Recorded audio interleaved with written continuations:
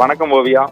சேலம், தர்மபுரி, கிருஷ்ணகிரி, கள்ளக்குறிச்சி, கடலூர், திருப்பத்தூர் மாவட்டங்களில் கர்ப்பிணிகளின் பாலினத்தை கண்டறிந்து கருக்கலைப்பில் ஈடுபடும் கும்பலை பிடிக்க சுகாதாரத்துறை பல்வேறு நடவடிக்கைகளை மேற்கொண்டு வருகிறது. கடந்த சில மாதங்களுக்கு முன்பு சேலம் அருகே உள்ள வீராணம் பகுதியில் தனியார் ஸ்கேன் சென்டரில் கருவில் உள்ள குழந்தை ஆனா பெண்ணா என்ற பாலினத்தை கண்டறிந்து தெரிவித்து வந்த ஆச்சாங்குட்டப்பட்டி சுகாதார நிலைய மருத்துவ அலுவலர் முத்தமிழ், தெடாவூர் ஆரம்ப சுகாதார நிலைய செவிலியர் கலைமணி, கிராம செவிலியர்கள் அம்பிகா, வனிதா, வசந்தி, மங்கை, ராணி, கலைச்செல்வி, மகேஸ்வரி உள்ளிட்ட 8 பேர் சஸ்பெண்ட் செய்யப்பட்டனர். இது தொடர்பாக வீராணம் போலீசார் வழக்கு பதிவு செய்து வருகின்றனர்.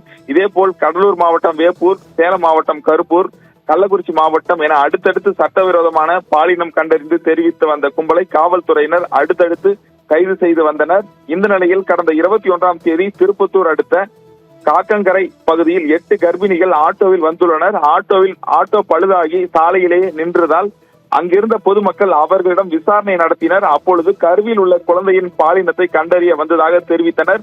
இதனை கேட்டு அதிர்ச்சி அடைந்த மக்கள் இது குறித்து கந்தளி போலீசாருக்கு தகவல் தெரிவித்தனர். போலீசார் விசாரித்ததில் கர்ப்பிணிகளை அழைத்து வந்த 5 புரோக்கர்கள் மற்றும் கருக்கலைப்பில் ஈடுபட்ட ஒரு மருத்துவர் என 6 பேர் கைது செய்யப்பட்டனர். மேலும் தற்பொழுது சேலம், திருப்பத்தூர், தர்மபுரி, கிருஷ்ணகிரி ஆகிய மாவட்டங்களைச் சேர்ந்த கர்ப்பிணிகளை திருப்பத்தூர், கடலூர் மற்றும் ஆந்திர மாநிலம் சித்தூருக்கு சட்டவிரோதமாக பாலினத்தை கண்டறிய அனுப்பி வைக்கப்படுவதும் தகவல் தெரிய வந்துள்ளது. இதனை தடுக்கும் பணியில் சுகாதாரத்துறையினர் 5 மாவட்டங்களில் உள்ள புரோக்கர்களை மற்றும் அவர்களுக்கு உடந்தையாக இருப்பவர்களின் விவரங்களையும் சேகரித்து வருகின்றனர். அதாவது கருவில் உள்ள குழந்தையின் பாலினத்தை கண்டறிவதற்காக புது யுக்திகளை புரோக்கர்கள் தற்பொழுது கையாண்டு வருகின்றனர். இதனை தடுக்கும் வகையில் சுகாதாரத்துறையினர் 5 மாவட்டம் மற்றும் கர்நாடக மாநிலம் என பல்வேறு பகுதிகளில் தீவிர கண்காணிப்பிலும் ஈடுபட்டு வருகின்றனர். ஓவியா.